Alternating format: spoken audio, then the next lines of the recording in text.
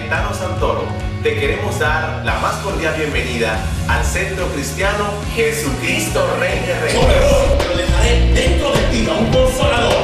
Es el mismo Espíritu Santo de Dios que hoy reina, mora, vive. No importa la cicatriz externa, lo que importa es la circuncisión del corazón a través del Espíritu Santo. La palabra de Dios que trae el conocimiento de la verdad a nosotros y nos dicta la forma correcta de vivir agradable al Padre. Es la presencia de Jesús en la vida de alguien. Usted no puede ser tibio, o usted es frío o usted es caliente.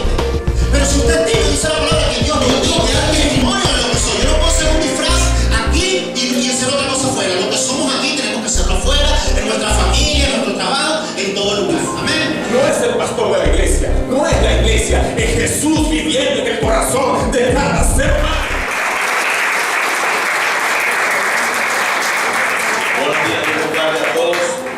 Gracias, que la paz del Señor esté con nosotros en esta mañana rica y abundantemente, y que su Espíritu Santo se manifieste de una manera sobrenatural en este lugar, trayéndonos para nosotros renuevo, para nosotros amor, paz y por sobre todas las cosas sanidad del Señor para todos los que estamos en este lugar. A los que representamos a alguna familia acá que no está presente, también desde aquí oramos al Señor y clamamos por sanidad, por un milagro, restauración, en el nombre de Jesús. Amén, amén y amén. Qué bueno, entonces les felicito, gracias al Señor por su vida. Nuevamente acá nos encontramos un día más para honrar a Dios en sacrificio vivo, dándole adoración y exaltación, como acostumbramos todos los domingos.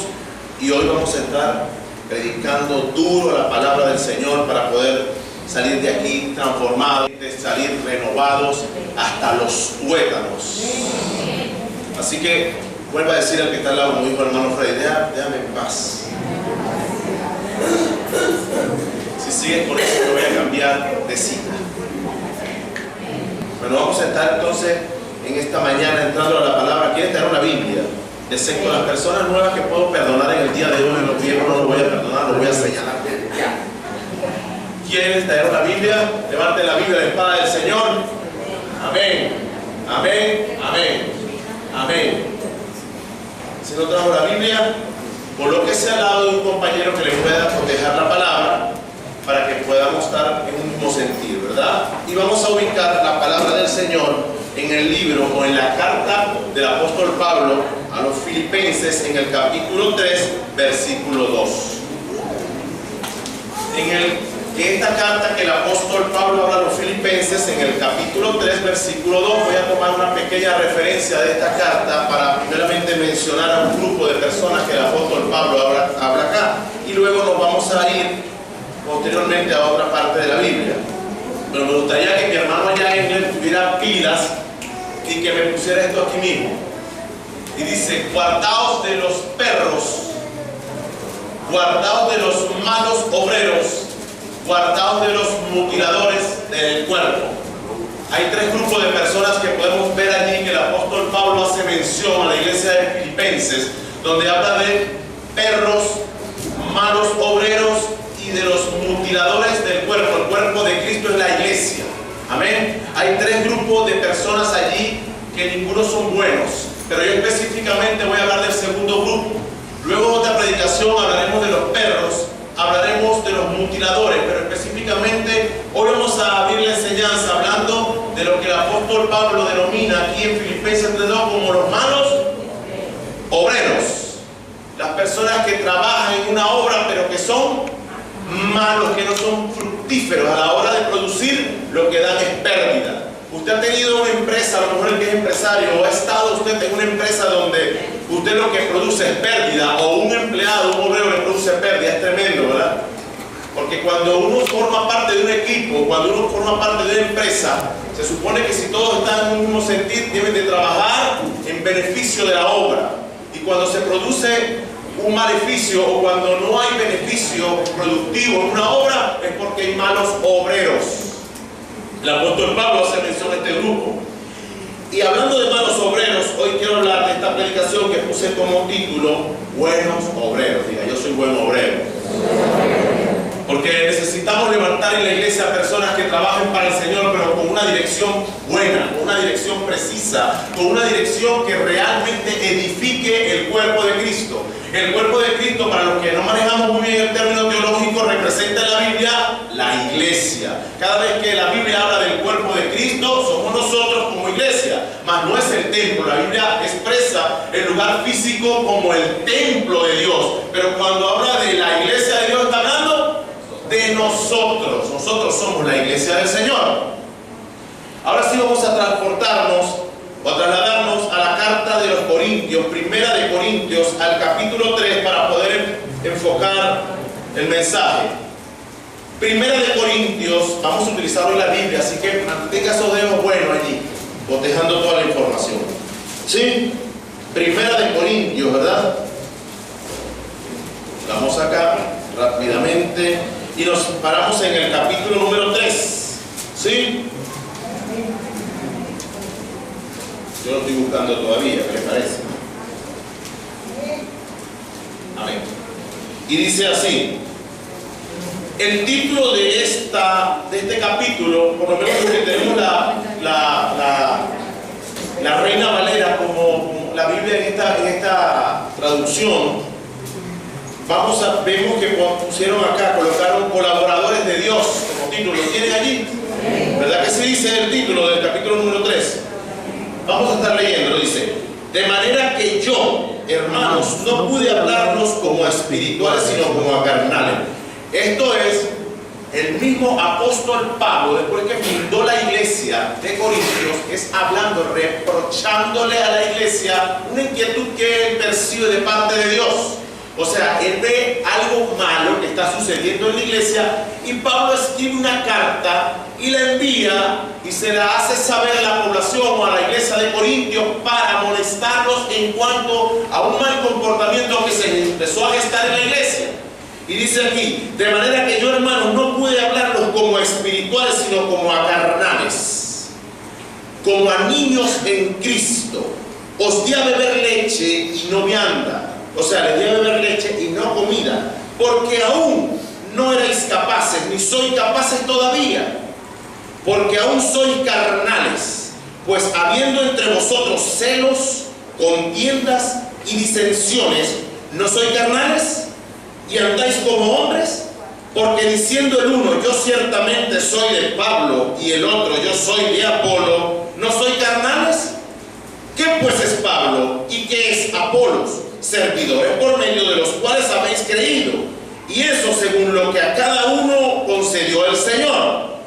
Yo planté, Apolos regó, pero el crecimiento lo ha dado Dios. Así que ni el que planta es algo, ni el que riega, sino Dios que da el crecimiento.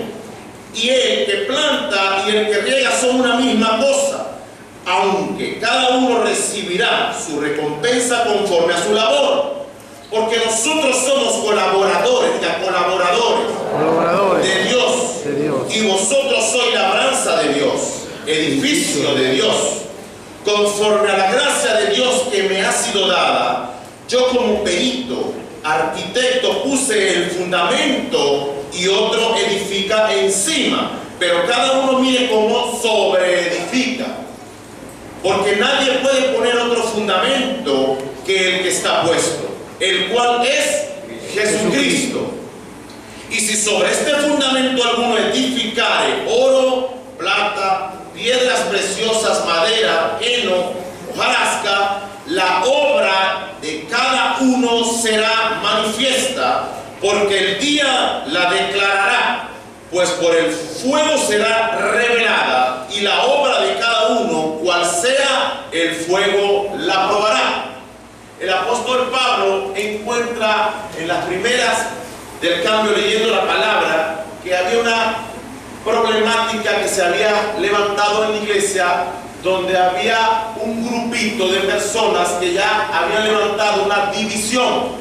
El apóstol Pablo fue quien hace la obra de Corintios, quien la funda, esta obra, esta iglesia, pero después él se viene porque era misionero. El apóstol viaje misionero y dejó allí a un hombre llamado Apolos, quien se encarga del crecimiento y el desarrollo continuo de la iglesia que Pablo fundó. Pero se presentó un primer problema, que las personas comenzaron a dividir y comenzaron a decir que ellos pertenecían a uno y al otro, y la iglesia había perdido el verdadero sentido de pertenencia a las cosas de Cristo. O sea, el fundamento, que es Jesús, ya no estaba basado en lo que las personas tenían como doctrina, sino que las personas veían a Pablo como la persona que había fundado la iglesia y a quien había de seguir, y veían a Apolo como el que daba el crecimiento o daba la enseñanza, y otros tenían que seguir. Y el apóstol comienza a corregir esta disfunción en la iglesia porque ya había división.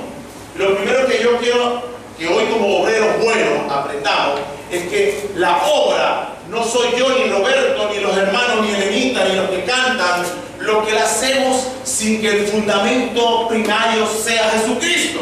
O sea, yo no puedo venir aquí a fundar algo sin que primero el fundamento de la obra, las bases de esta obra, sean Jesús. Cuando yo comienzo a desviar a las personas de la atención del fundamento y llevarlos a que me sigan a mí, yo estoy construyendo una mala obra, y los obreros, por ende, llegará un momento donde todos se desviarán. Hoy por hoy muchas personas tratan de sacar un libro desvirtuando la palabra de Dios, porque el libro lo saco yo, y no está mal sacar una lectura siempre y cuando el fundamento de esa lectura sea Jesucristo. Pero cuando yo, por lo menos los testigos de Jehová, por ejemplo, tienen una Biblia que ellos mismos han puesto allí en metadura para corregir algunas cosas que ellos inventaron, y los mormones tienen un libro basado en una experiencia de Joseph Smith, y entonces ellos comienzan a desvirtuar la Biblia para darle más importancia a este libro que supuestamente es inspirado por este hombre llamado Joseph Smith. Entonces, ¿cómo yo puedo poner otro fundamento que no sea la Biblia y la verdad de Dios en la iglesia? ¿Cómo yo puedo escribir un libro que contradiga la verdad de Dios?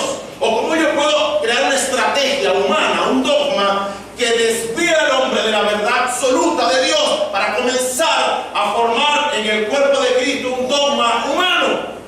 Entonces el apóstol Pablo se dio cuenta de que en la iglesia de Corinto la gente comenzó a seguir al hombre y no a Dios. Y eso está pasando en muchas iglesias. Son malos obreros porque perdieron la perspectiva de cuál es el fundamento en la obra. De modo tal que si tú comienzas haciendo una obra y las bases son malas, cuando llegues al cuarto piso, así como la Torre de Babel, es posible que tambalee la obra, es posible que se pueda caer, porque sus fundamentos no están correctos. Es por eso que muchos cristianos, nosotros mismos como cristianos, en un determinado piso de nuestra vida tambaleamos.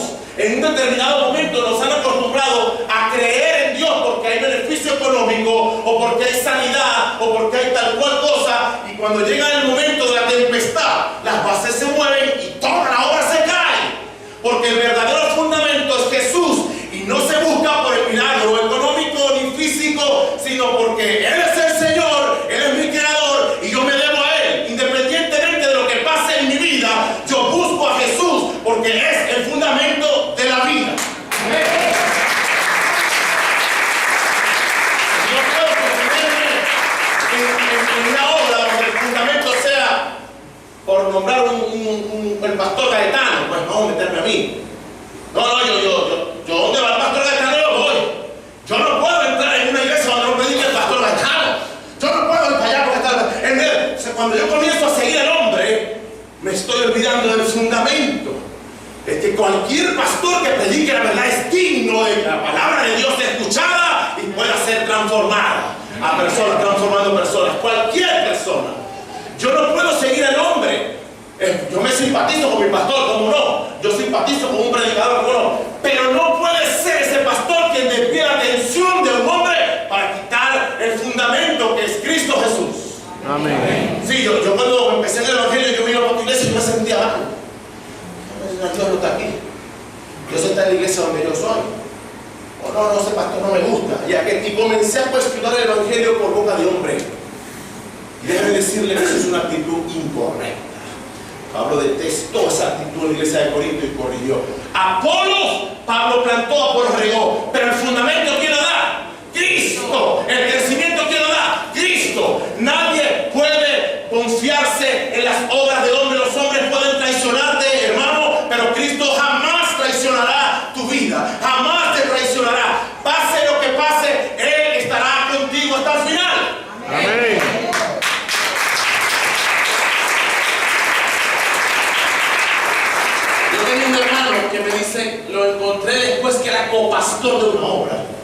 es decir, el segundo de la obra, era él.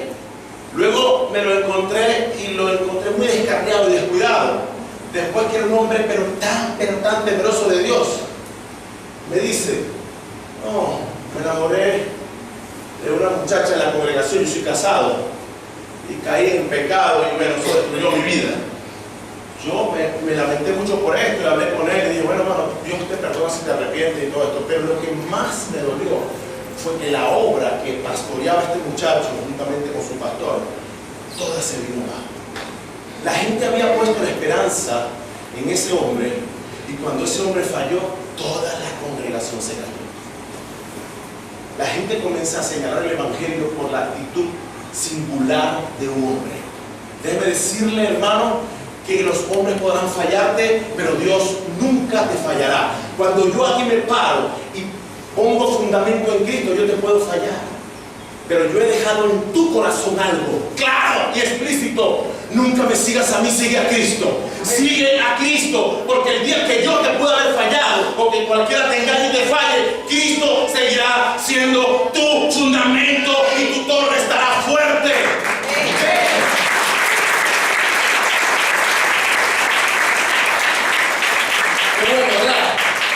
Lo segundo que vemos acá, vamos a leerlo en el capítulo que acabo de leer, vamos a refrescarlo en el capítulo 3, versículo 4. Porque diciendo el uno, yo ciertamente soy de Pablo, y el otro, yo soy de Apolo, no soy carnales, ahí había una división.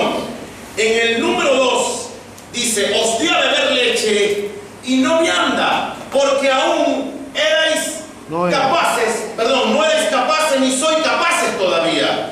Porque aún sois carnales, pues habiendo entre vosotros celos, contiendas y disensiones, ¿no sois carnales? El apóstol Pablo encontró otro problema. La gente no maduraba en la iglesia. La gente, después que tenía dones, que había experimentado milagros, que había estado en proceso de aprendizaje, seguían siendo niños. O sea, es increíble cuando una iglesia, después de cierto tiempo, el creyente continúa siendo un bebé espiritual. O sea, yo no te puedo hablar espiritualmente porque no entienden. Tengo que hablarle como a carnales todavía a ustedes. ¿Por qué? Porque la iglesia había mantenido una conducta de inmadurez. Y nosotros como cristianos debemos pasar por el proceso de la maduración y desarrollo de un cristiano. Porque dice la palabra de Dios que las cosas espirituales solo se pueden discernir espiritualmente. De modo tal que cualquier bebé espiritual que esté aquí no va a entender todo lo que yo esté hablando en este momento, pero cuando él se comienza a desarrollar, él comienza a tener intimidad espiritual y comienza a ver las cosas como Dios la ve. Tiene una perspectiva distinta de la vida. Lo que para antes él era una locura, hoy es un poder. Lo que él no entendía, hoy comienza a entenderlo. La palabra dice que las cosas espirituales tenemos que discernirlas espiritualmente. ¿Qué les parece? Dejemos de ser bebés espirituales y comencemos a madurar. Pablo encontró que aún la iglesia, teniendo dones, prodigios y milagros, seguían siendo inmaduros. ¿Qué les parece?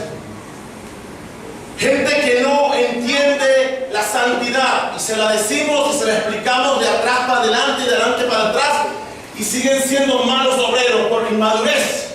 Gente que no entiende que con el pecado no se juega. Gente que no entiende que cualquier tipo de cosa que afecte la palabra de Dios es pecado. Y que usted le explica de adelante para atrás y pasan 20 años en la iglesia y no maduran, coquetean con el pecado, juegan con la Biblia, juegan con Dios, se burlan de todo el mundo y vienen a cantar todos los domingos, aleluya, aleluya, aleluya. Pero es tiempo de madurar, diga, madurar. Pero esto no es con esta iglesia es totalmente madura, estoy hablando de otra. Para que ustedes cambien esa cara que tienen de bravo ya. No, esto no es con ustedes. Ustedes son súper maduros. Y aquí no hay división. Ustedes están centrados en el fundamento que es Cristo. Para yo poder emprender mi mensaje, que titulé hoy, Manos Obreros, podemos ver más adelante donde Pablo dice que cada uno de nosotros, como obreros, aportamos algo al cuerpo de Cristo, pero que en su tiempo esa obra que aportamos va a ser probada.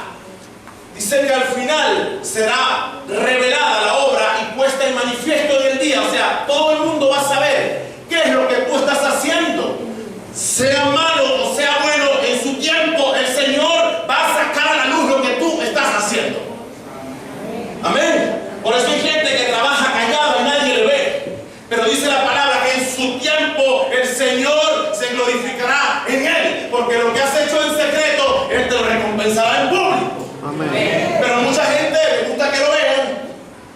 Y el Señor nunca lo pone a que lo vea nadie, porque ni se glorifica nada. ¿Por qué? Porque lo está haciendo con una actitud incorrecta. De repente, cuando la hermana hizo el llamado para que cante, todo el mundo dijo: ¡oh, yo tengo buena voz, yo canto en el baño hermoso! Yo cayó que todos los fines de semana en la casa, siempre gano. Pero resulta que cuando vienes con estas ínsulas a venir a adorar al Señor, te va a decir: profesor, usted no sirve. Y de repente la que viene humildemente, esa es escogida, porque el Señor ve lo profundo del corazón. Y esa actitud a veces no es buena delante de Dios. Entonces, como un buen obrero, yo aporto algo para la obra. El hermano limpia, yo predico, también puedo limpiar, ¿por qué no? También puedo hacer lo que hacen los demás. El otro canta, el otro el sonido, el otro las afirmaciones, los otros evangelizamos, todos los demás. Cada uno mueve una de esas patitas llamadas engranaje para que la obra vaya adelante. Pero el eje central que mueve el engranaje es Jesús. Nadie puede ponerse en ese lugar. Ni el pastor, ni ninguna persona puede tomar el lugar que le corresponde al Rey de Reyes y Señor de Señores. Es quien mueve el eje de la iglesia, el que mueve todo este lugar, es quien hace posible la existencia humana.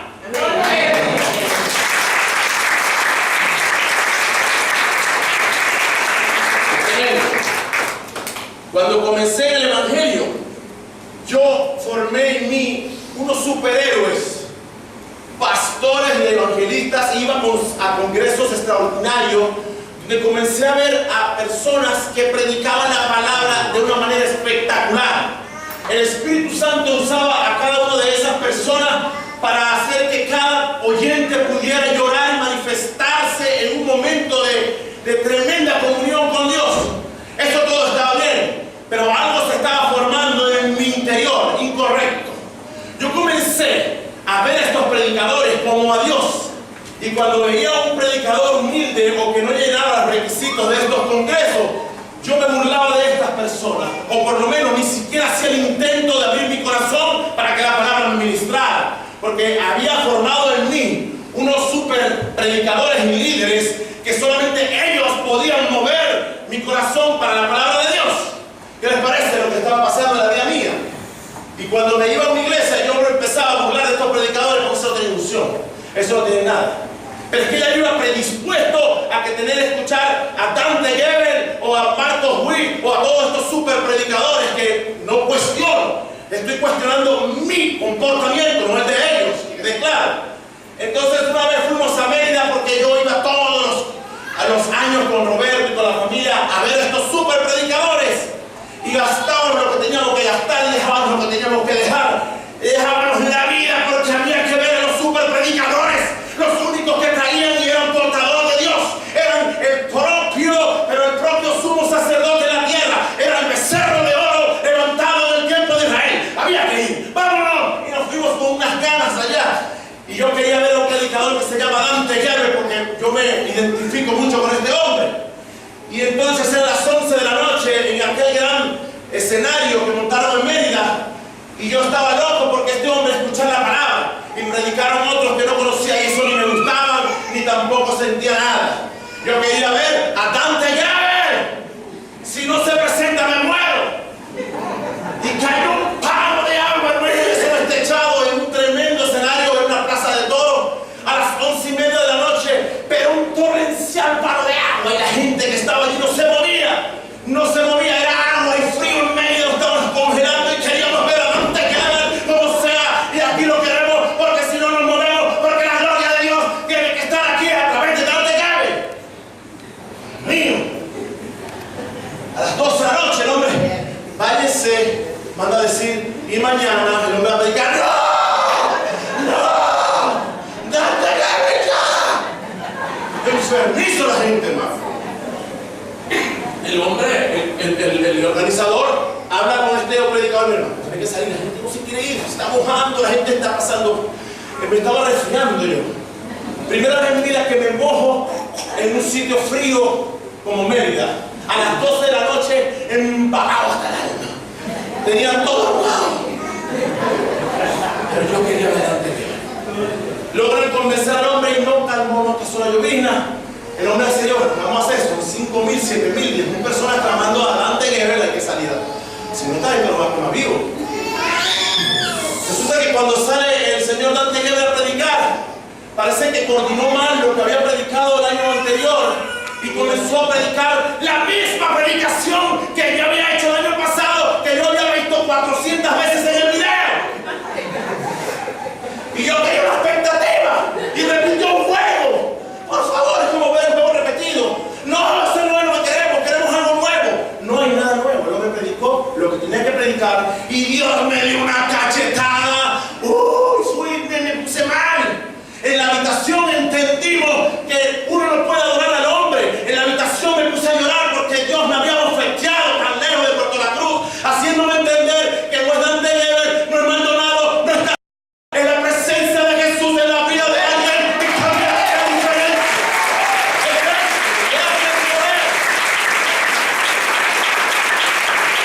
Es eso lo que marca, no es la persona, es quién utiliza a la persona. Cuando eso está claro, aquí puede predicar cualquier persona, y si usted dispone un corazón, entonces Dios la va a usar para cambiar tu vida. Que fue tan tremendo, ahora no fui más a esos congresos. Mira, ese día casi nos matamos en la carretera porque tenemos que llegar aquí.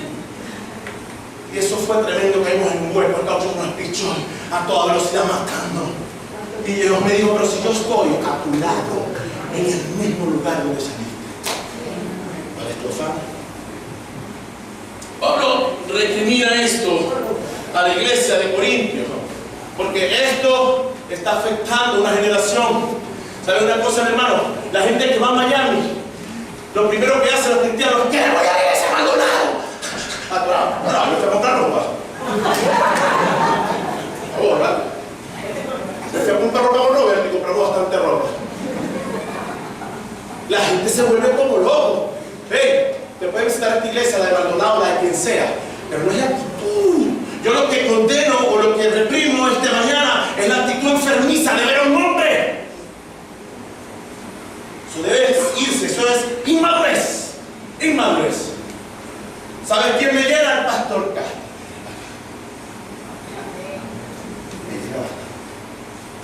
Tal vez usted no lo llena porque tiene plata o no es el hombre que uno quiere ver. A mí me llena la humildad de un hombre que donde se para, alaba.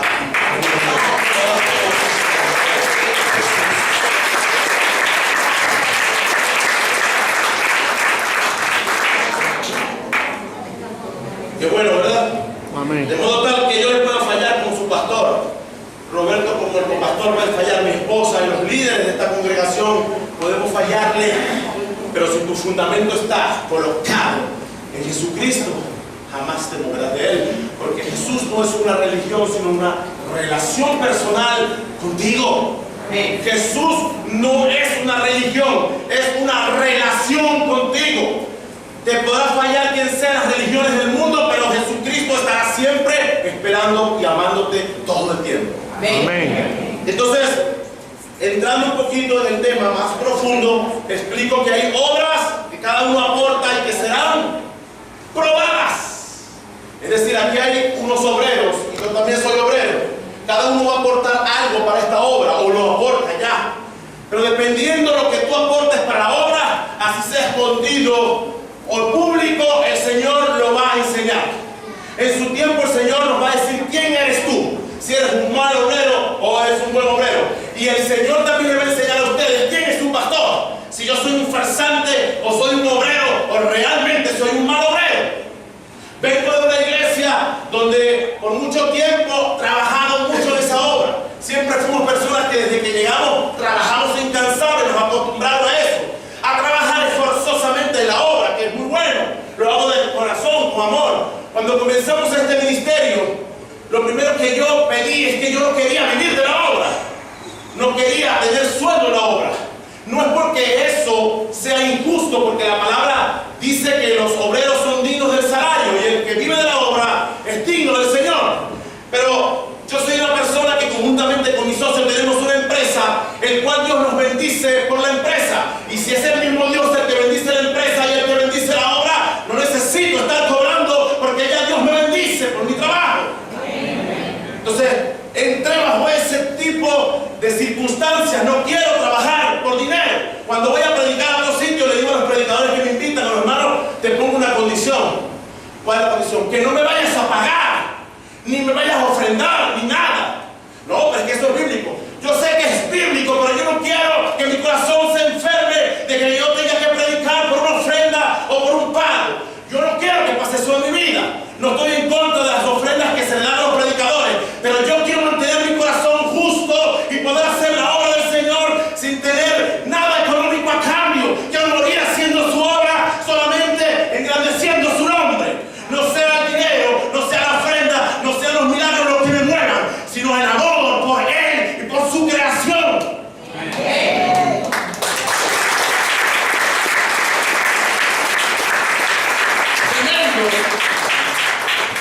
Yo les repito, yo incluso ofrendo a los pastores que vienen aquí.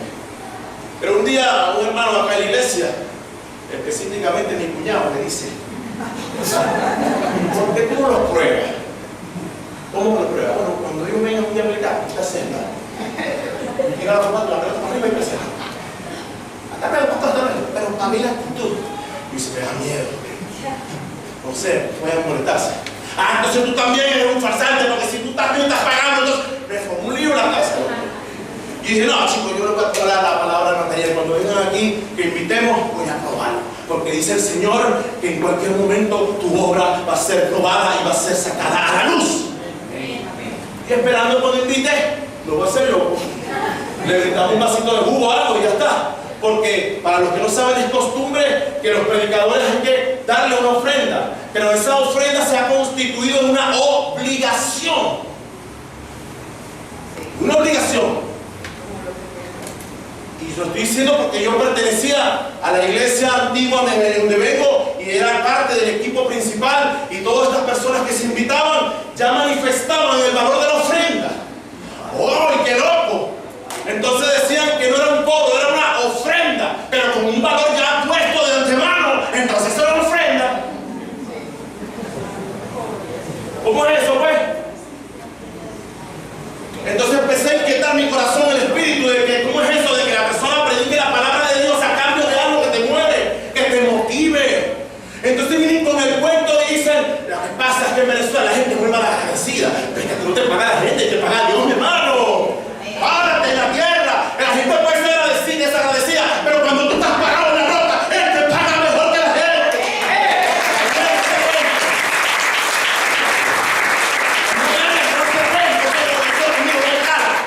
Eso me cala, son cuentos que quieren tratar de desviar. No, pasa que aquí nosotros le ponemos la ofrenda porque la gente de Venezuela tiene que aprender a honrar. Es que quien te honra no es la gente, quien te honra es Dios. Si Dios te manda a un sitio a predicar y la gente no te da nada, no te preocupes, que tu Salvador y tu proveedor no es ese que te envió a predicar allá. Es Dios que realmente el que te sustenta.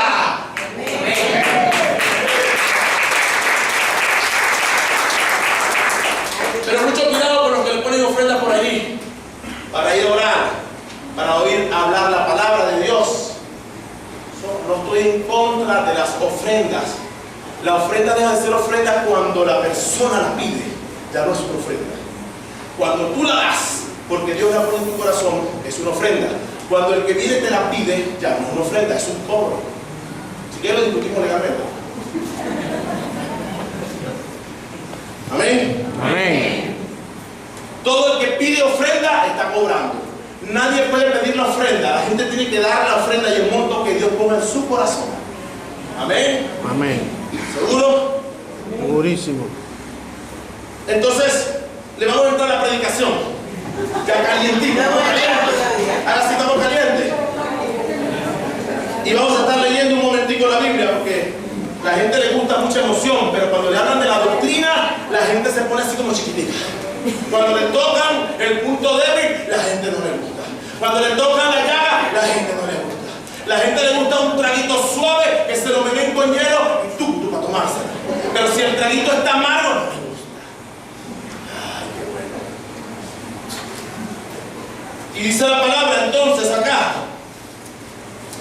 para poder entrar en lo que yo quiero hoy terminar de hablar.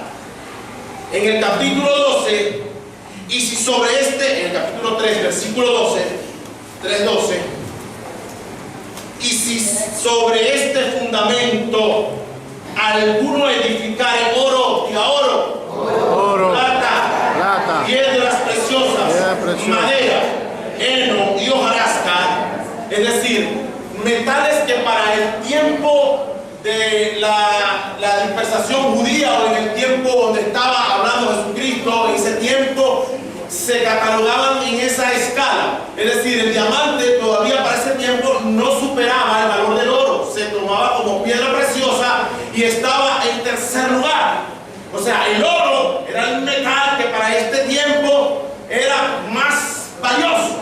Después seguía la plata, después seguía las piedras preciosas, y después seguía la madera, después seguía el heno y la hojarasca.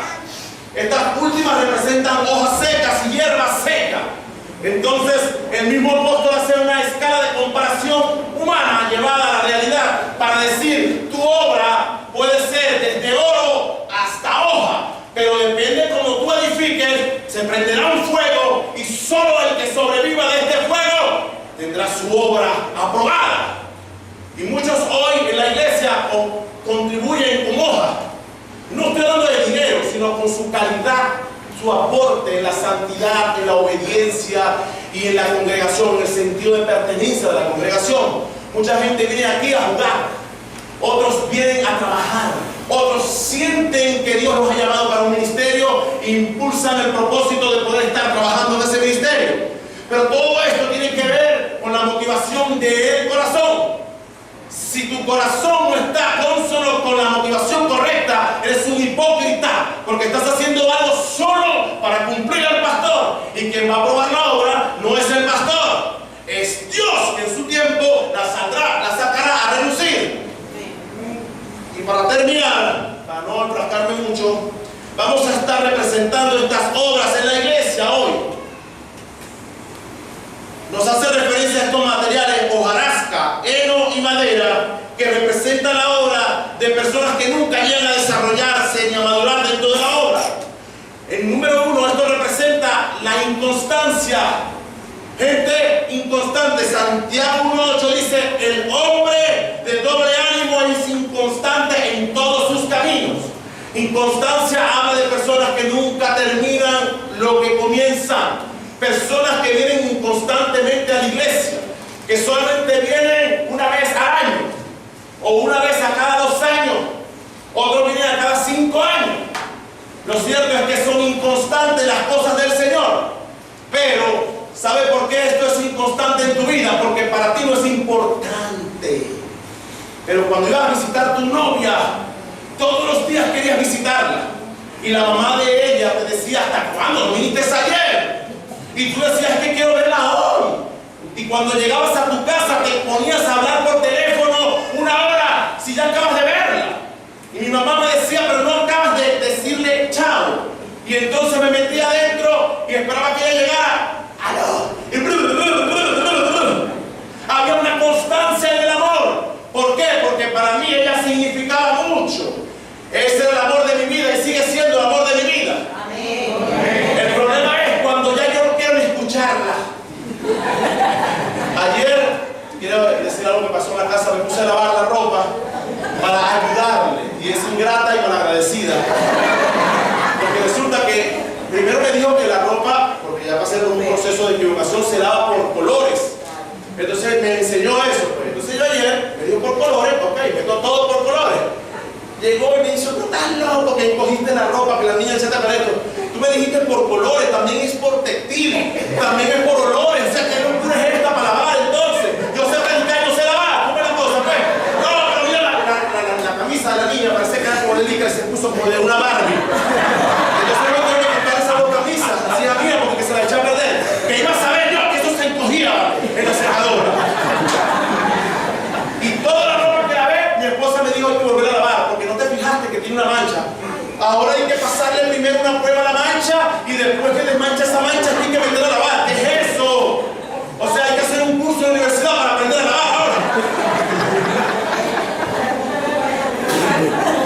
Entonces me dijo, no, tú mejor lavas tu ropa, o cuando mucho lavas las toallas. Entonces, concha, yo quise hacer algo bueno y terminé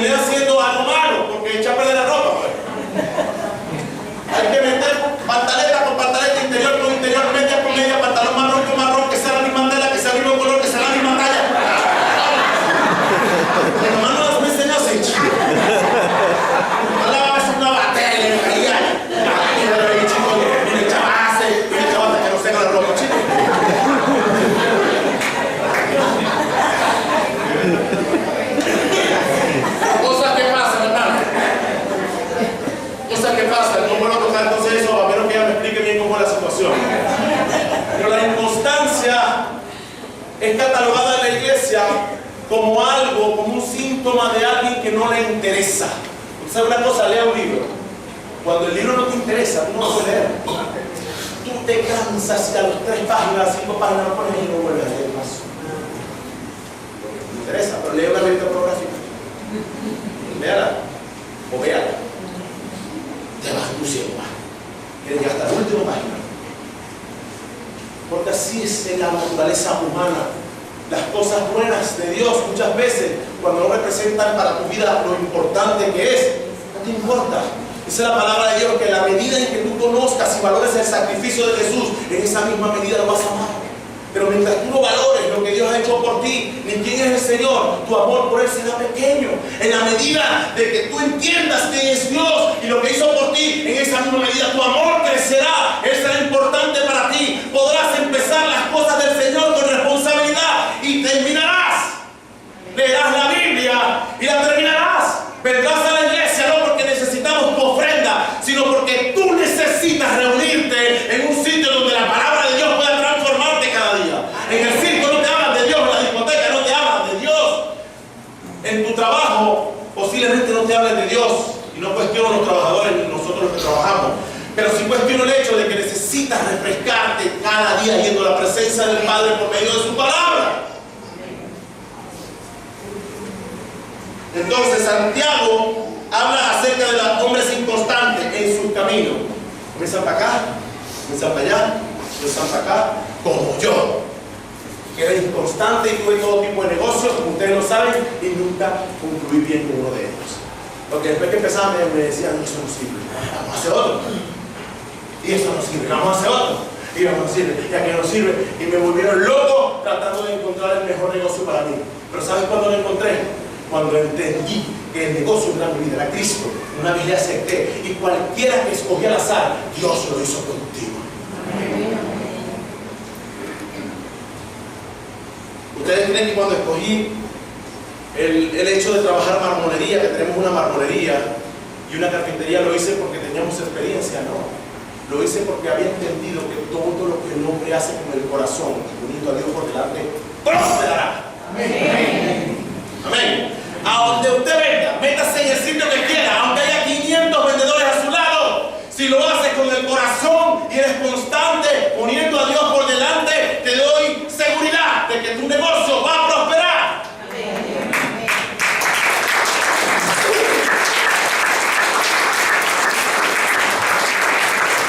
Lo otro que se compara con la hojarasca, el heno y la madera, podemos hablar de los débiles, las personas que se consideran temerosos.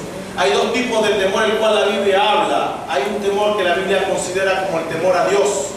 Dice la palabra que el temor a Dios es el principio de la sabiduría, pero no es ese temor el que yo estoy hablando. Yo les estoy hablando de las personas que no hacen nada por miedo a fracasar, por las personas que no hacen nada por miedo a perder, por las personas que no hacen nada por miedo a arriesgarse. En la obra se necesita gente que no tenga temor para avanzar. Dice la palabra, no les he dado espíritu de cobardía. La cobardía no es de Dios, sino de poder, de amor y de dominio propio. Dice la palabra del Señor. Entonces, cuando comenzamos a hacer algo en la obra, necesitamos estar determinados en poder avanzar, en que nadie frustre el intento, en que nadie mate tu sueño, en que nadie te haga debilitar. Cuando te empecinas en algo, si las cosas son de Dios y caminas por el camino correcto, si la voluntad es de Dios, nada ni nadie te podrá parar. Nada ni nadie. Porque el único que te puede parar está consintiendo lo que tú estás haciendo. Aquí hay muchas personas que hace 2 años comenzaron pequeños negocios. Este hermano es uno. La hermana Yelisa expandió su negocio porque creyó una palabra que aquí un día se dijo: si tú comienzas a trabajar, no te dé miedo. Estas personas vinieron a mí y me dijeron, es un poco esforzado, es riesgoso, los alquileres son caros, pero yo le voy a creer a Dios. Y esta misma semana que comenzaron, Dios honró esa valentía de creerle a Él por sobre todos los pronósticos que puedan dar los humanos. Amén. Y honro a personas como así delante del Señor, porque son los que nos inspiran cada día a demostrar de que Dios existe, que Dios es bueno y que todo lo puedo cuando Cristo me fortalece. Amén. Qué bueno, ¿verdad? 7, porque no nos ha dado Dios espíritu de cobardía, sino de poder y dominio propio. Podrías ponerlo para cotejarlo.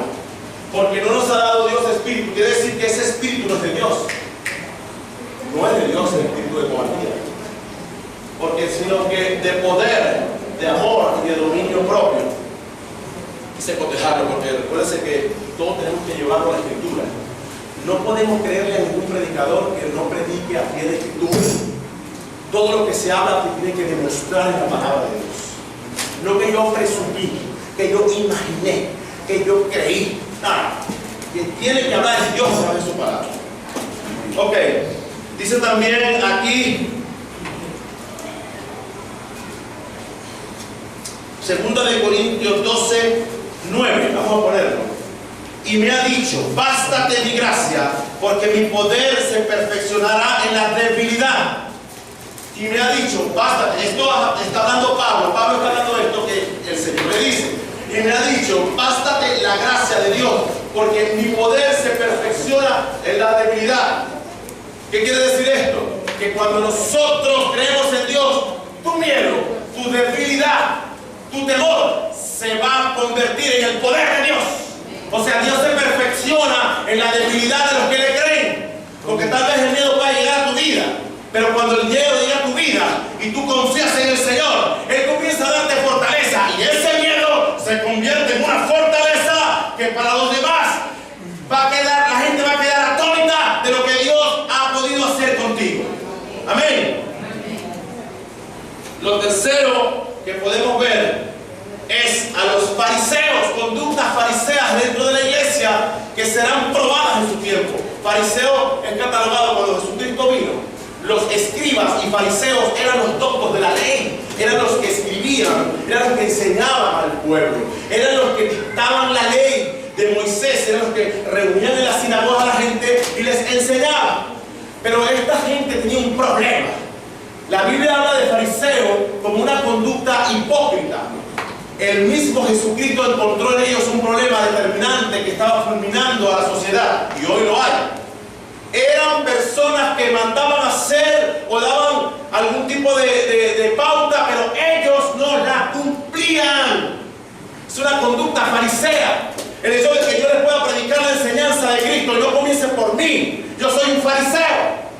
El hecho de que en mi casa no se refleje el comportamiento de una familia y que yo lo ayude, no corrija a mis hijas para que ellas sean una familia según la palabra de Dios, y yo venga a llenarme la boca aquí a decirle que usted tiene que corregir a su familia, eso es fariseo. Es una conducta que en su tiempo Dios la va a sacar a la luz y te va a avergonzar. Porque cuando hablas de algo, tú tienes que comenzar haciendo. Los políticos son fariseos, porque ellos demandan de algo que ellos no cumplen. Ninguno. El socialismo en Venezuela es una conducta farisea, no por la propia conducta, sino por la utopía que refleja el que lo habla. Porque el que dice eso no lo cumple.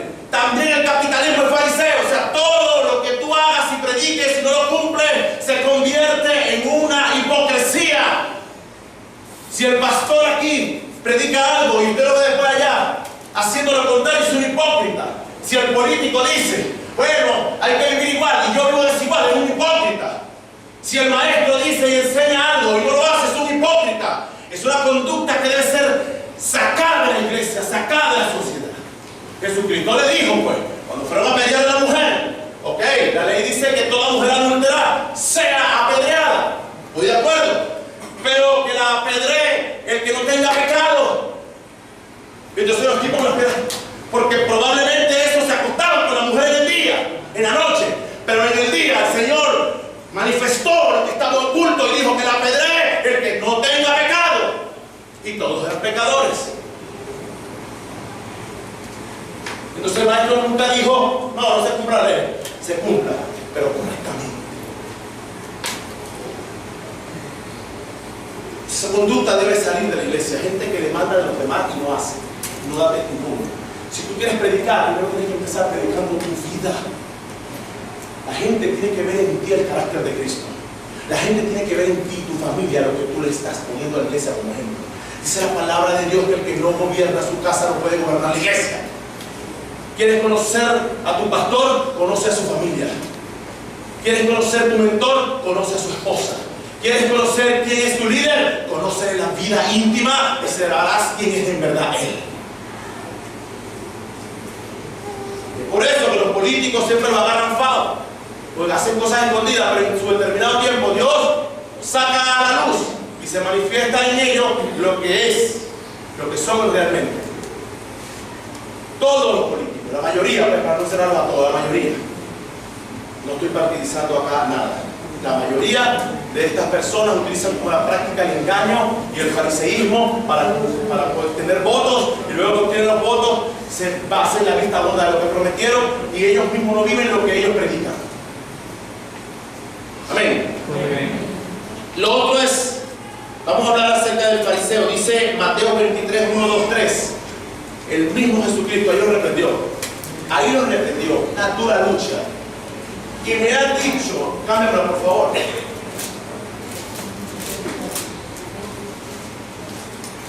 Cámbiala, Mateos, le pedí, Mateo 23, del 1, 2, 3. Entonces habló Jesús a la gente y a sus discípulos diciendo, cámbiala.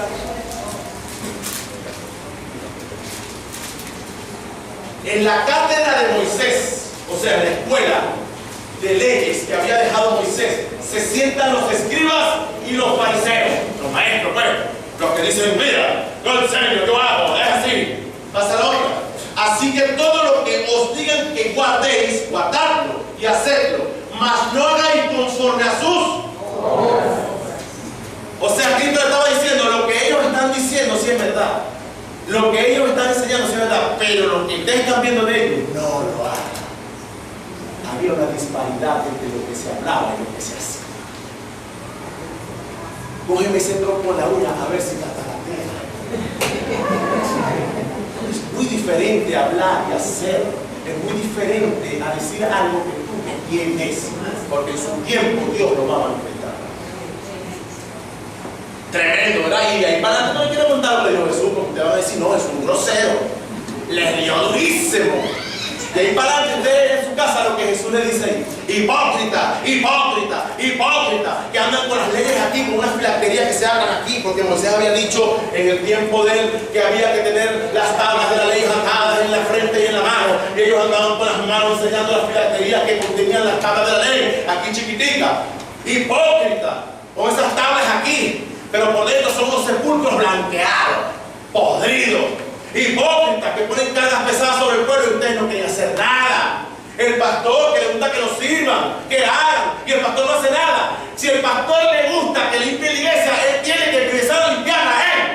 Amén. Para que los demás sean inspirados en un líder que dice y habla lo que él hace. Si el pastor quiere mandar a la gente, tiene que ir él al frente, porque si hay una bala o una flecha, tiene que primero pasar por el pastor, porque él es el pastor y ustedes son las ovejas. No es que las ovejas van adelante y el pastor va atrás escondido. ¿Dónde se ha visto eso? Dígamelo, ¿dónde? ¿En qué parte? Para yo ir a verlo. Porque que yo sepa, fui a Europa y a Italia, y cuando pasó un pastorcito, él iba adelante y las ovejas le seguían. Y todo lo que pasaba, iba investigando con un callado, si había un hueco, si había un arroyo, porque él era el que dirigía al rebaño. Pero eso no pasa aquí. Esperemos. Nosotros somos llamados a servir, no a reinar. Dice eso aquí. Cuando usted vea en una iglesia que le digan que usted ha sido llamado a reinar, ay, papá, salga corriendo yo, porque quien reina es Cristo. Salga corriendo. Y no vea para atrás, porque se va a convertir en salvo, está de curioso. Nosotros somos llamados a servir. Dios ahorita reina. Cuando le digan, sí, pero que en el tiempo de antes los reyes, de antes de la venida de Jesús, pero cuando Jesús viene, rompe con la monarquía y se convierte siendo Dios en un ser divino. Y dice que quiera ser primero, que comience sirviendo a los demás. O sea, Cristo se quita la corona y le dice al pueblo: he venido en calidad de Dios hecho humano para servir a mi pueblo y enseñar cómo se vive dignamente. O sea que olvídese de reinar, sirva.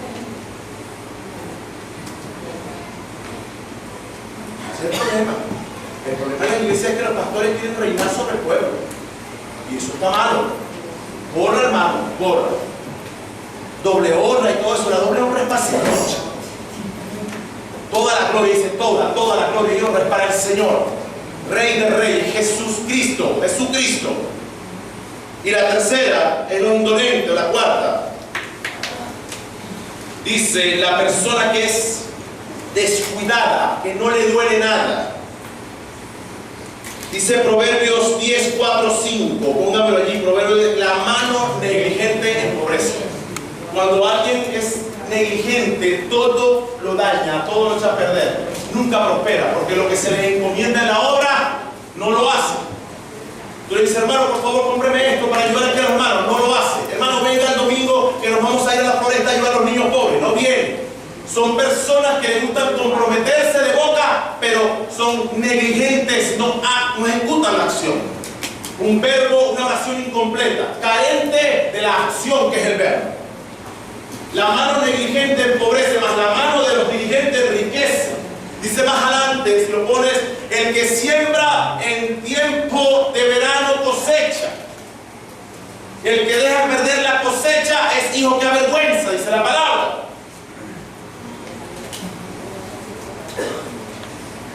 Es decir, hay momentos donde tú tienes que trabajar y no puedes ser negligente. Y hay momentos también en que tienes que cosechar. Hay gente que trabaja duro y cuando llega el tiempo de recoger se pone a dormir. Y entonces pierde la cosecha. Hay otro peor: ni siembra ni cosecha. Ese es peor.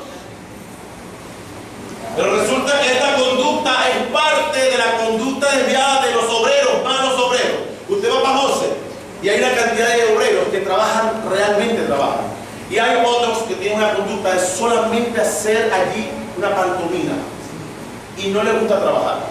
Pero la empresa políticamente, como no puede votarlos, absorbe ese comportamiento de malos obreros. A mí una vez en una obra que estaba haciendo, me metieron por obligación, el sindicato de la construcción me metió 2 obreros de esto. Pero dije: no, yo no puedo, yo tengo mi gente. No, pero es que tienes más de tantos obreros, tienes que meterlo a ellos. O si no, tú me das el sobre de 2 más el mío y yo lo mando a su casa. Yo no puedo hacer eso. Yo soy cristiano. Se me presentan los señores, los conozco. Bueno, su trabajo es este. Los demás obreros míos trabajando duro. Y yo le dije: hermano, todos estamos trabajando, ¿qué pasó? No me puedo obligar, estoy cansado de la columna. Iban a beber agua al termo y se quedaron una hora. Yo me obstiné. Un día fui para allá y me volví como loco. Perdí la compostura como pastor. No era pastor, como cristiano. Y lo saqué por el cuello. ¡Para afuera, bicho! No estoy enfermando a la gente. Al otro día me cayó el sindicato con una cuerda de malandros y pistolas que me paró la obra. O los metes o todos trabajan mal. Fui amenazado. Yo dije: Dios mío, ¿cómo es esto? Los quiero meter trabajando, trabajan. Estos hombres me pidieron hasta tapa nariz, tapa ojo, tapa esto, tapa aquello, por una obra que no ameritaba. Botas, hermano, estamos empezando todo. Yo soy una pequeñita empresa. Yo no soy José. Bueno, estos hombres hicieron la vida imposible. Bueno, se para la obra, chicos. No les dio gusto. Y paré la obra. Se quedaron ahí sentados 3 días. Y busqué unos amigos guardias. Le dije: mira, está pasando aquí esto. Se fueron esos guardias armados también, porque eran familiares. Se metieron por el fal. La verdad que trabajaba aquí en Bajo aquí. Y así solventé el problema. Hace más de 10 años. ¿Cómo está ahorita la cosa? Porque hay malos obreros.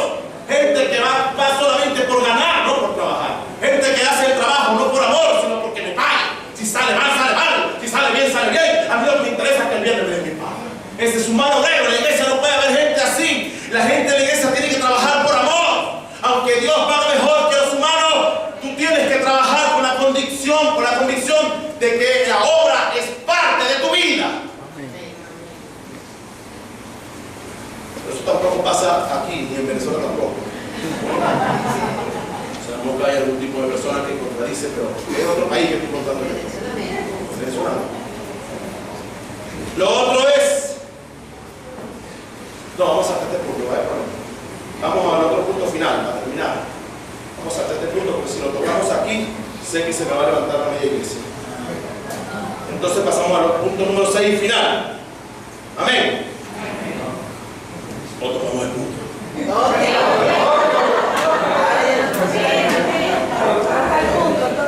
Es el indecoro. Claro que es la conducta indecorosa. El decoro habla de la cualidad de respeto sobre lo que se refiere. Es decir, si hablamos de vestimenta, que es lo que vamos a hablar en el capítulo, se habla de la forma correcta y respetuosa de vestir. Si hablamos de hablar, esta persona habla con decoro, estaría diciendo, esta persona habla con respeto. Si hablamos de comer, esta persona come con respeto. La palabra indecoro habla de ser respetuoso en el acto que se hace. Pero como se dice la palabra, ¿qué condena a Pablo allí? Porque no soy yo. Vamos a ver a qué se refiere el indecoro aquí. Si es comer, pues hablar. Vamos a ir rápidamente para corroborarlo en el 1 de Timoteo 2, 9 y 10. Primera, vamos a verlo claro para que este tema es bastante controversial en la iglesia. 1 de Timoteo 9 y 10. Así mismo que no me digo a los hombres, pero yo lo vamos a hacerlo machista, vamos a hablarle a todos. Se atavíen de ropa decorosa, ¿qué quiere decir pudor? Es el sentimiento que te inhibe de enseñar tu desnudez. Cuando tú pierdes el pudor, ese sentimiento no está en ti. Puedes enseñar tu desnudez con tranquilidad, porque en vez de andas con una persona que no tiene pudor. Es decir, lo contrario al pudor es desvergüenza. El antónimo de pudor es desvergüenza. Pudor es vestirse o tener sentimiento de que yo no puedo enseñar mi desnudez. Entonces, cuando Pablo habla de esto, decorosa con pudor y modestia, no con peinados testosos ni oro ni perla, él se da cuenta que en la iglesia de Corintio las mujeres iban vestidas de una manera decorosa y respetuosa, llamándolo así, delante del Señor. Y Pablo, por alguna razón, toca el tema. Pero resulta que esta misma plaguita se nos cuela en el 2015. Y ahora con mayor fuerza.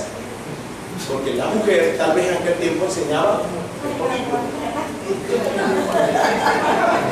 Pero hoy no enseña el tobillo. Enseñan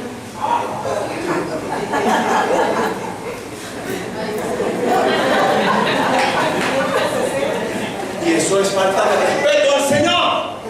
Y sabe una cosa, yo toco este tema y lo voy a tocar todo el año, porque es la manera de yo corregir lo que el mundo ha enseñado erróneamente y que las mujeres han estado tomando como un patrón. Si el diablo echa para allá, yo echo para acá.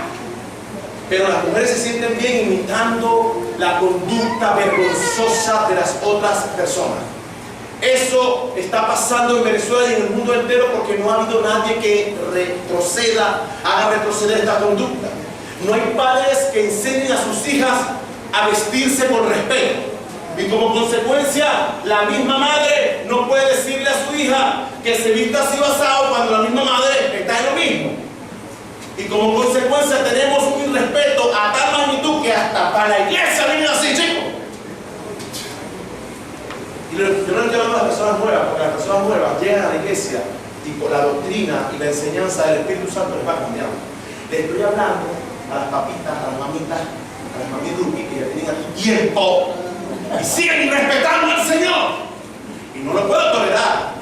¿Saben una cosa? Cuando estuvimos en Italia, yo quise ir al Vaticano porque aparte de la mucha, ¿cómo se llama? La idolatría que se maneja en ese lugar, hay obras muy interesantes que hay que conocer. Cuando entramos allá, yo veía unos guardias de seguridad llamados los suizos que prohibían que la persona no podía entrar si tenía incluso bermudas, cotas, todo eso. Yo veía a la gente tratando de vestirse, alquilan ropa afuera para que puedan entrar para no perder el viaje. La pregunta es la siguiente: estas personas que no conocen de Cristo como usted, ¿tienen más respeto a la hora de entrar a un templo que nosotros como cristianos? Los musulmanes tapan a las mujeres de pies a cabeza y le dejan solamente una ventanita como un telecajero aquí. Qué tremendo, ¿verdad? Entonces nos reímos a los musulmanes, pero los musulmanes tienen mejor conducta de respeto ante nosotros como cristianos. Son más reverentes a la hora de respetar las cosas del Señor. Entonces la gente dice, sí, pero Lo que importa es lo que dice el corazón. No, entonces importa el corazón, pero del corazón va a emanar la conducta externa. Todo comienza con tu corazón para que tu conducta sea cambiada externamente. Porque dice el Señor, mejor es que te ates una piedra de molino al cuello antes que por tu culpa y tu hilo dental y tus senos y tu plastilina alguien se me vaya al infierno. ¿No lo dice el Señor? ¿Lo buscamos? Amén. Amén. Dice el Señor que cualquiera que haga tropezar a uno de mis pequeños, váyase al canal de allá, de la playa, y que hágase una piedra de molino al cuello. Y las mujeres nos hacen tropezar. Haga tropezar a su esposo en la cama. Cuando usted tiene ese afán de enseñar, usted perdió el pudor. Diga, perdí el pudor. Perdí el pudor porque tengo una conducta enfermiza que me provoca enseñar. ¿Me entiende? Perdí el pudor. Usted tiene que decirle a Dios, Señor, dame ese sentimiento que me permita prohibirme enseñar. La intimidad está declarada en el huerto del Edén cuando el hombre abrió los ojos. Dice la palabra de Dios que cuando el hombre comió fueron abiertos sus ojos y vio a la mujer y se escondieron. Se taparon y se hicieron hojas. Y cuando el Señor los encontró, le dice, ¿dónde andamos? ¿Está escondido? Ay, que estamos escondidos, estamos desnudos. Ya Dios había creado el hombre con pudor. Había un sentimiento original de Dios que permitía que la mujer no la viera. Pero ese sentimiento diabólico ahora es que la vean. Dígame usted si eso es bueno, pues. Dígame usted si la conducta aberrante que viene rodando por el mundo es digna de seguir. No, no es digna de seguir. Padre, madre, oriente a sus hijos la manera correcta de vestir y deje de practicarse o imitar a ese tipo de personas que para el mundo significan nada. Para Dios eso es basura. Vanidad de vanidades. No venda su intimidad. ¿Sabe lo lindo de una mujer? Tener intimidad y sentir intimidad. Cuando la mujer enseña todo, está regalando su intimidad. O sea, no vales nada. Tú no vales nada porque tú eres todos.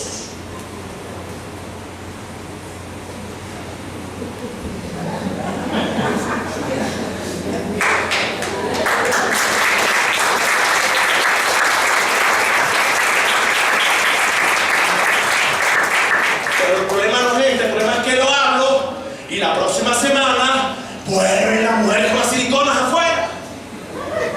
Entonces tendré yo que ponerme como los del Vaticano. Roberto, te viste tú de suizo y el hermano que es alto y no va a entrar, pues. Te alquilamos la ropa allá, se pone una bata y entra. Porque si hay que llegar a ese extremo llegaremos, pero hay que respetar al Señor.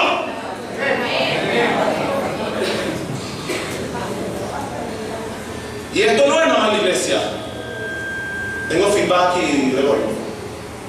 No es nada más iglesia, es una conducta que debe ser asumida de adentro para afuera en todos los lugares. Se llama integridad. Repita, integridad. Es el estado común del ser humano en todas las áreas de su vida. Aquí, dentro del baño, en la iglesia, en el agua, en donde sea. Amén. Amén. Pero seguimos. Yo no quise tocar este tema porque se toca y entonces engrincha mucho. Pero yo prefiero quedarme con dos personas que amen al Señor y no con 100 brujos o brujas. O cambian y se revierten del pecado, o vamos a ver qué hacemos. Pero la palabra viene para redarguir, para corregir. Cuando Pablo dice esto, es un ejemplo bíblico de que él encontró eso en la iglesia de Corinto. ¿Ah? Y no quieren que los hombres son santos, también los hombres te enseñan. Los hombres también andan en la misma, pero en ese tiempo se ve que eran las mujeres el problema. Pero necesitamos corregir. Por último, el perezoso, el flojo. No le gusta hacer nada. Es la persona que es más flojo que la quijada de arriba. O sea, la quijada de arriba es fija y la abajo la que mueve. Y todavía hay gente que dice, no me dejo arriba. Dale abajo, la se mueve. Gracias, hermano. Se mueve. Gente, hermano, que no le gusta hacer nada. Tú sabes, hay pastores, colegas, pues, no voy a llamarlos sino colegas. Hay colegas que por el hecho de pastorear no mueven un día en la semana, ¿no? Pero son pastores. Entonces todo hay que hacérselo. Hay que llevarle agua a su casa, a su cama, hay que hacer de todo porque son pastores. No les gusta hacer más, son un poco flojos.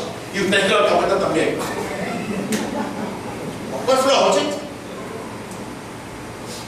Dios siempre ha buscado gente que sea esforzada, y que sea trabajador. Moisés, Abraham, gente que es esforzada. Yo nunca vi contándole a Dios algo en una mano un tipo así. No.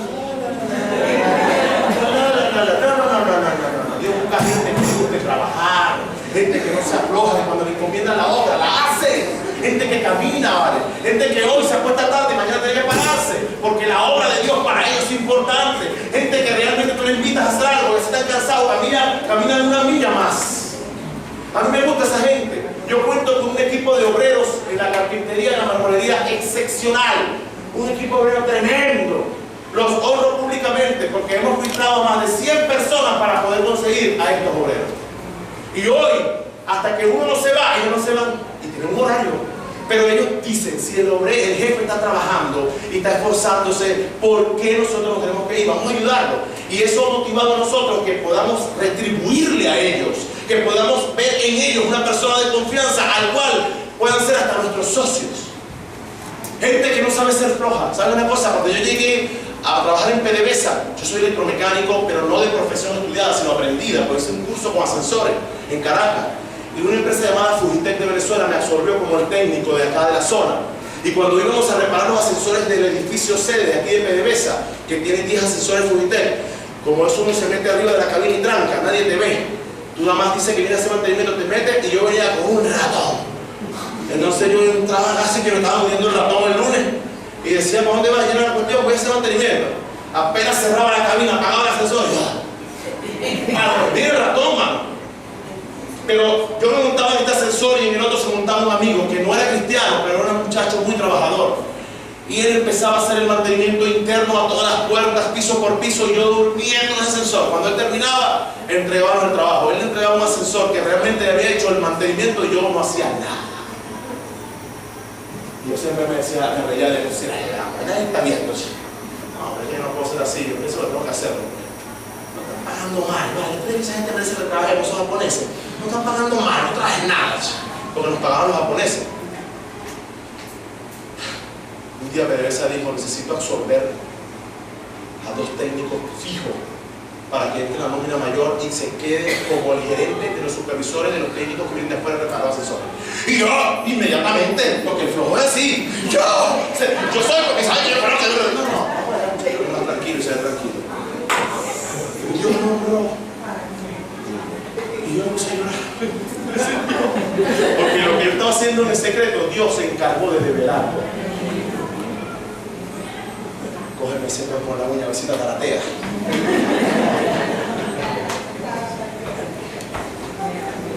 Para terminar, las piedras preciosas son plata, oro y en aquel tiempo llamado las piedras preciosas, plata y oro. Representan las obras de creyentes maduros, forjados y que ya caminan y conocen del mundo espiritual. Sea cual sea tus obras serán probadas. Para terminar, yo quiero que podamos leer Mateo 7, 24, 25. Vamos a meditar al hermano, póngase de pie en esta mañana. Quiero tratar de fijar la palabra o la enseñanza en tu corazón y que hoy puedas salir de aquí con una perspectiva distinta. Que hoy puedas salir de aquí como un buen obrero aprobado y no reprobado. Que hoy puedas entender que tú eres un engranaje importante en esta congregación y en cualquiera donde estés. Porque la obra de Dios no se limita meramente a este lugar. La obra de Dios son todas aquellas personas creadas por Él que Él necesita alcanzar. Y tú eres parte de esa obra. Cada vez que hablas la palabra de Dios, estás trabajando en la obra de Dios. Cada vez que le das algo al necesitado, que le das una palabra de aliento a alguien enfermo, que oras por sanidad, estás trabajando en la obra de Dios. Cada vez que en tu mente viene el deseo de dejar de pecar, cada vez que quieres sacrificar tu vida para comenzar una vida nueva en el Señor, estás entrando en la mejor empresa, la empresa que te asegurará la vida eterna. La empresa que por excelencia es dueña de la vida y la muerte. Ella es la empresa de Jesús. Es el fundamento que es puesto en este lugar como nuestro guía, como nuestro Señor. Es el fundamento que nos motiva cada día a construir y reedificar sobre lo sólido, sobre lo que no se ve, pero lo que finalmente logrará pasar por el fuego. Aleluya. Dice la palabra en Mateo 7, 24, 25. Póngalo allí, hermano, para terminar la predicación. Mateo 7, 24. Cualquiera pues que me oye estas palabras y las hace, la compararé con un hombre prudente que edificó, que construyó sobre La roca. cualquiera que oye lo que acabo de decir, que es palabra santa de Dios, sacando los chistes y sacando las parodias que yo pude haber dicho, pero el trasfondo o la originalidad del mensaje viene de Dios. Cualquiera que escuche estas palabras y las hace, porque muchos las escuchan, como dice la palabra del sembrador, pero el afán del mundo la roba. Pero le estoy hablando a gente que hoy ha retenido en su corazón la enseñanza y que comienza a dar fruto 100 por uno. Estoy hablando a la gente que se atreve a hacer lo que la palabra habla.